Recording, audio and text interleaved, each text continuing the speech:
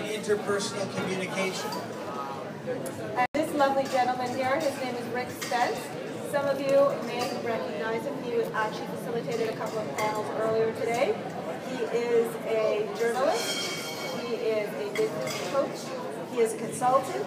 He also is the former editor of Profit Magazine, as well as the publisher. And he is also a innovation and entrepreneurial columnist with the Financial Post. Wow, I'm impressed. I'm easily impressed. Thank you very much. So we're all here to talk about networking. The question is, why networking? Why is this an important enough topic? Because frankly, most people don't give it much thought. But we believe the reason that networking is important is because people are the heart and soul of any business. No business will succeed unless they make proper use of people. People are customers, people are supporters, people are suppliers. Businesses don't do business with businesses, people do business with people. And in our experience, the better you get along with people, the more people you meet, the deeper the relationship you form with people, the stronger your team of supporters is going to be. So we think that networking isn't just about going out and meeting people and trying to sell something to them. That's what a lot of people think, and it's just not the right idea. We're going to let these people settle down for a second. Welcome. You can be closer if you like. Come on in. Network with us. So networking has a lot of different definitions. So I don't know if you guys have checked with dictionary.com recently, but if you read dictionary.com, it's got a very specific, and in my opinion, inadequate definition of networking. According to dictionary.com, networking means to cultivate people who can be helpful to you professionally. What do you think? Does that sound like a good definition of networking? To cultivate people who can be helpful to you professionally. There's a man shaking his head. What's wrong with that? All good. All good. 2 thumbs up. Pardon? 2 thumbs up. 2 thumbs up, okay. All right.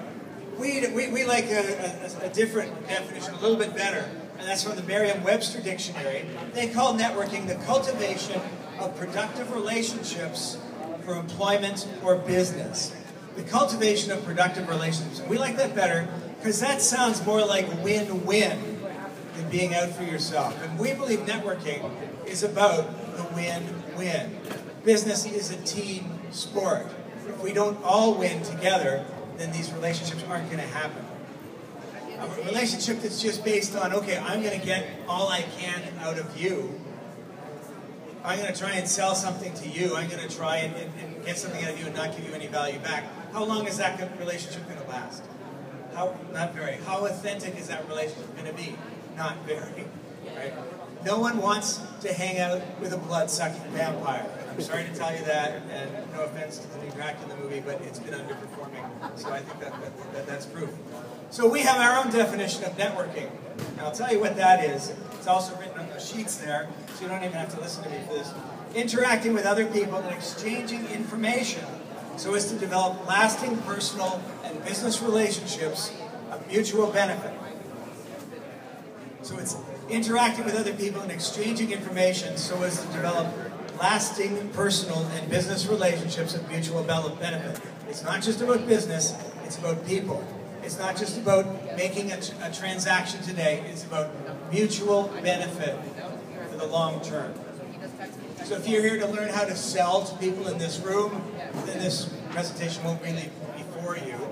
But if you're here to try and figure out how can I create a stronger supportive team, how can I get access to more resources, more potential referrals, more ideas and suggestions and support for my business, then you've come to the right place. So let's see. The other thing is that if you're looking at not just selling to people, but seeing people as potential supporters, advisors, and consultants, then you have to also think about how you're creating value for them. And that's going to be a very important part of what we're talking about, because unless you understand these other people, unless you know some of the problems that they're facing, then you're not going to be able to know how you can create value for them. And if you can't create value for them, then you've reduced the chances of creating a longer-term, mutually beneficial relationship. So we want you to think all along, as we're talking about this, not only what can people do for you, but what can you do for other people? Okay, so I have a question for you guys. When you guys were getting ready to come to this conference, how are you feeling? You're going somewhere, potentially, you're going on your own, you don't know anybody. How are you feeling on your route here? So how do you feel about coming to a networking session? Uncomfortable. Uncomfortable. How do you feel? Pretty good. Okay. And you? Amazing. Amazing. We'll do one more over here. How do you feel about coming to a session and having someone stick a microphone in your face? Good. Curious. All right, good, curious, engaged, and wondering what's coming next.